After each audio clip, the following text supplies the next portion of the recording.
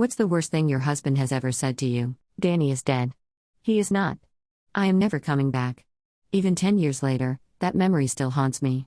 I can hear those words as if they had just been said moments ago. We were high school sweethearts, and he was older than me by 2 years. We met when I was a freshman, and young love blossomed from first sight. Daniel had a gentle soul and would not hurt a single fly. He was also very responsible for his age and extremely organized.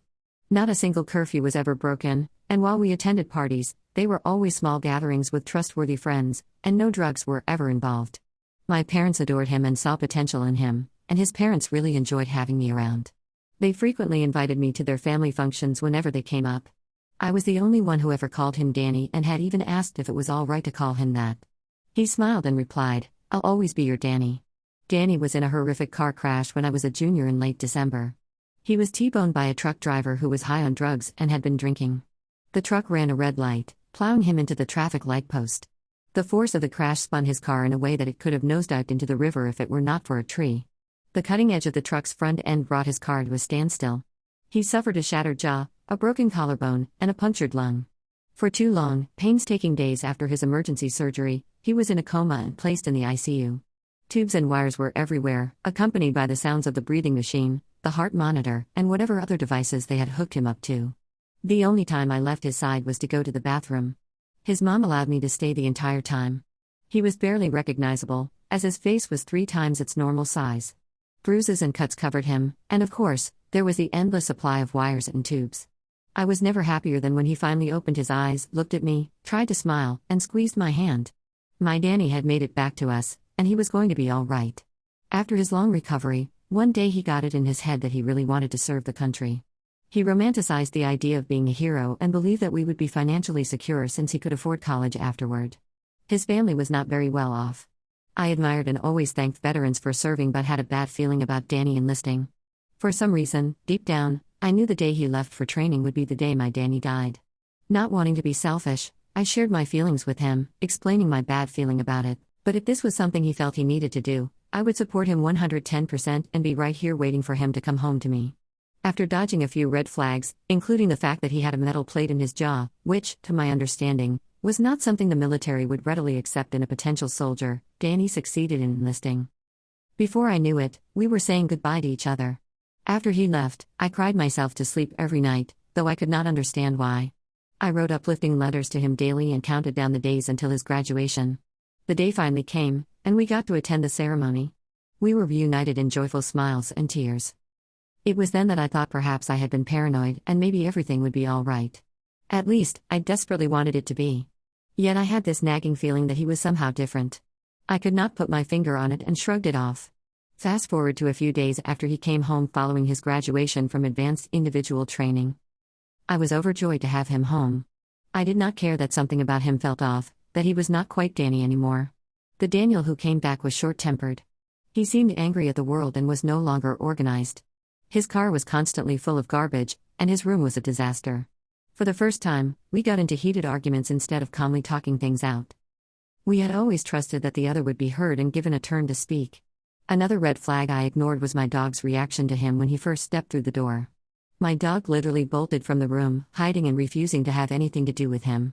This was a dog that usually loved to wiggle her butt, push her nose into people, and beg for attention from visitors. As little time passed, it became harder and harder to ignore the fact that Danny was no longer here. In his place, I had a man who looked like him, smelled like him, walked like him, and talked like him, which made it impossible for me to let go. I hoped that maybe Danny was just buried deep down inside, and over time, he would find his way back to me. One day, while he was driving me somewhere, I do not rightly recall where, we got lost. I tried to get him to ask for directions, and he snapped at me. Taken aback, I fell apart. I finally said, "Who are you? I just want my Danny back. You are hurting me by being like this. I don't understand it." Dead silence filled the car as he violently slammed on the brakes, pulled over, and looked me dead in the eye with a coldness I had never seen before. He said, "Danny is dead. He is not coming back." Then he looked straight ahead, spun the wheels, and got the car back on the road. A car honked its horn and swerved to miss us, but Daniel did not even flinch. He ignored the car completely and kept driving. I cried all the way back home, and he never apologized or said a single word. Being as loyal as I was, I could not let him go. For the next 2 years, I was subjected to constant verbal abuse and manipulation. I even went through with the wedding, though I knew I never should have, all because I clung to the hope that Danny would come back to me. I nearly lost myself in the process. All my friends were alienated. I never left the house, and after we unexpectedly had a child together, he was gone every day from 7 a.m. to midnight or 2 a.m. One night around Halloween, he announced that he was inviting his best friend's girlfriend, and his cousin over to drink and play cards. He had me join them as he interacted with that girl. I noticed glimpses of Danny, but only when he was with her. It finally struck me, I no longer had the ability to bring Danny out. Despite everything I had done, I just could not make him happy anymore. I then announced to the table that I needed to get up early with my daughter and was going to bed. While in bed, I cried as I felt a huge burden lifting off me. It was then that I finally became ready to let him go. I knew, even though we had a few-month-old daughter together, that it was for the best. Neither she nor I should be subjected to years of an unhappy family and constant misery. I grieved for my Danny, not the man sitting downstairs, but I was finally free. The next morning, he announced to me that he had slept with his buddy's girl, and he said it felt good. I think he was shocked that he got no reaction from me. I looked at him with an indifferent face and said, "I'm glad you had a good time, Dan." I should note that my folks were gone to the cabin, so we had the house to ourselves, and he did this in their bed. I played along with our routine for a month while I looked into the divorce process.